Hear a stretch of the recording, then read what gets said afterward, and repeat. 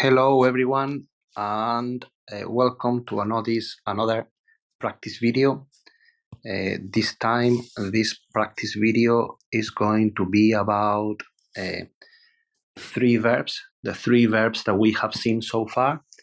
We've seen the verbs ser and estar, and we saw that both verbs, they mean the same in English. They mean to be. And we also saw the verb tener, that is the verb to have, although there are some things that we say in Spanish with the verb to have that you would say with the verb to be in English. I've written, like in some other videos, I've written some sentences and we will translate them, and you can translate them with me so you can practice while we are translating them. Let's begin. First sentence. He is from Seville. First of all, we have to decide what of these three verbs we are going to use, ser, estar, or tener. We are talking about nationality, and nationality or origin is always said with the verb ser. How do we say from? We say de. So we would say él es de Sevilla. He is from Seville. Él es de Sevilla. Number 2. Are you at the office? You are asking someone if that person is right now at the office. How do we say office? Oficina. Do you think we will use ser or estar or tener for this? Well, this is a location. We're asking that person where is that person located at the moment. And locations are always said with the verb estar. So we would say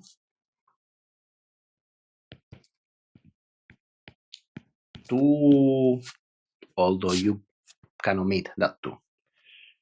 Tú estás en la oficina. Tú estás en la oficina, or just estás en la oficina. I know in English you say at the office, but we say in the office rather than at the office. To be honest, I don't know if you say at the office or in the office. But in Spanish, we definitely say en la oficina. But the most important thing is that we use estar because this is a location. Okay, next one. Number 3. I am drinking red wine. Okay, this is an ongoing action. Do you remember that for ongoing actions, we always use the verb estar? We always use the verb estar, conjugated, and immediately followed by gerund. The gerund in English is ing, but the equivalent of your ing is ando for ella verbs and yendo for ia or aya verbs. In this case, beber is an ia verb, so we would use yendo.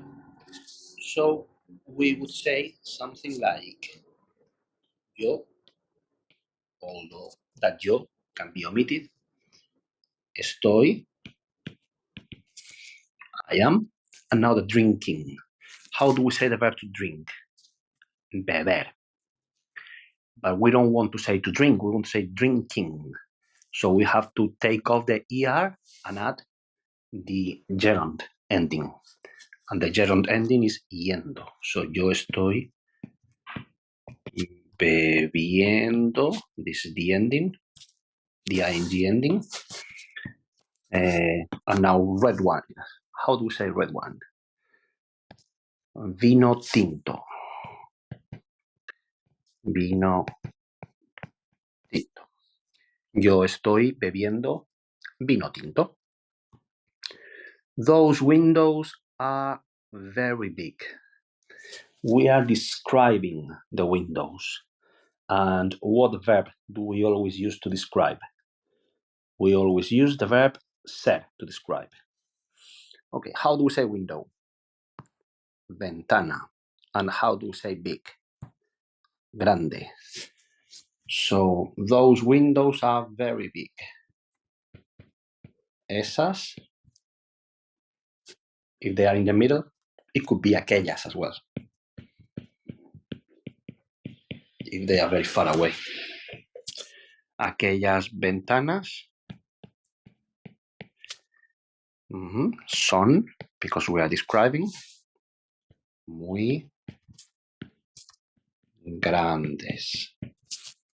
Esas or aquellas ventanas son muy grandes.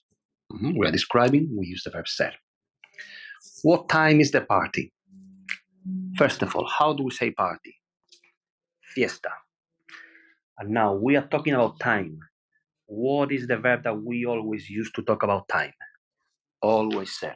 Always ser. So, ¿a qué hora es la fiesta? ¿A qué hora es la fiesta? What time is the party? I am eating better now. Another ongoing action. Again, we have the verb to be plus ing. In Spanish, that is always estar plus ando or yendo. Ando for AR verbs and yendo for ER and IR verbs. So, what's the verb to eat? Comer. And how do we say now? Ahora. So it would be yo estoy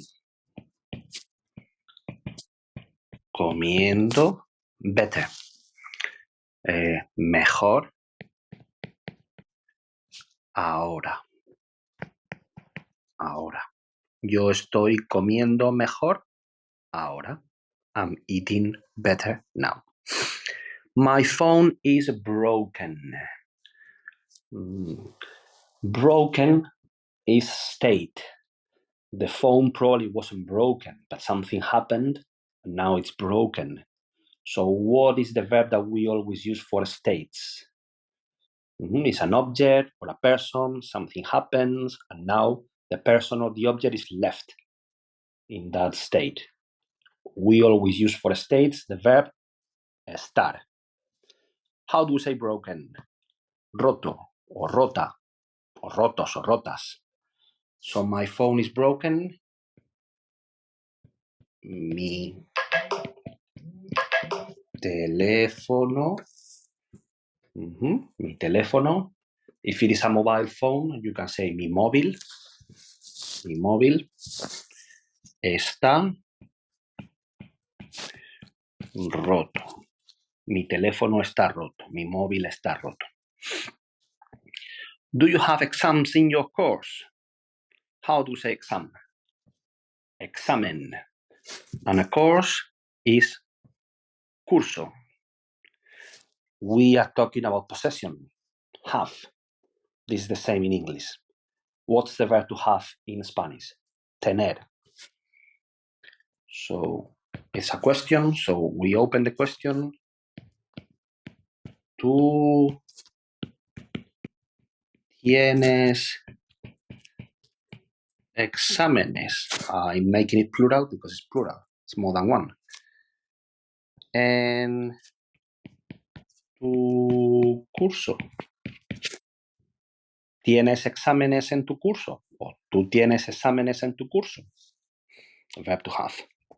Number 9. How old are your parents? First of all, how do we say parents? Padres. Remember that for the age, we talk about the age using the verb tener in Spanish. So we don't say how old are your parents. We say how many years your parents have. So we'll say ¿cuántos años tienen? I'm conjugating the verb have for a they, because your parents is a they. Tus padres. ¿Cuántos años tienen tus padres? Vale. I have to do more exercise. I'm talking about an obligation, a duty. I have to do this, I have to do that. And remember that in Spanish, that is always tener que plus another verb in the infinitive. The infinitive means that the verb is not changed at all. We use the original form. The only thing you have to do here is give me the right form of tener, and then que, and then the second verb. So what's the verb to do? The verb to do, it's the verb hacer.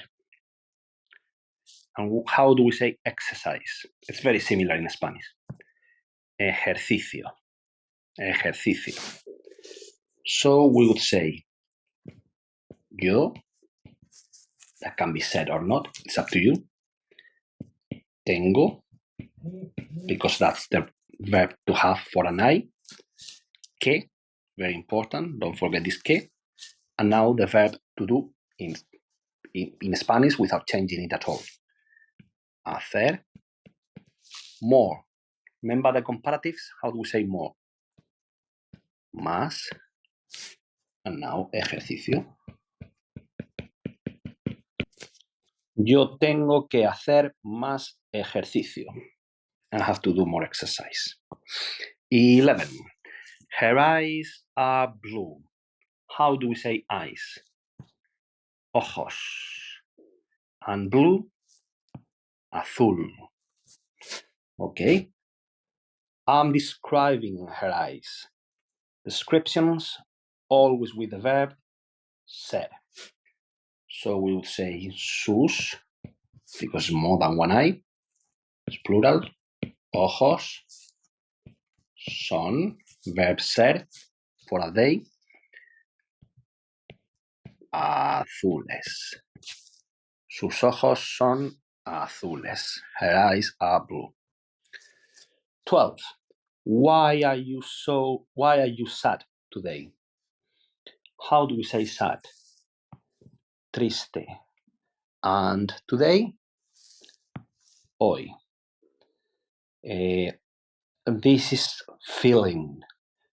What is the verb that we use to talk about feelings? How you feel in a specific moment.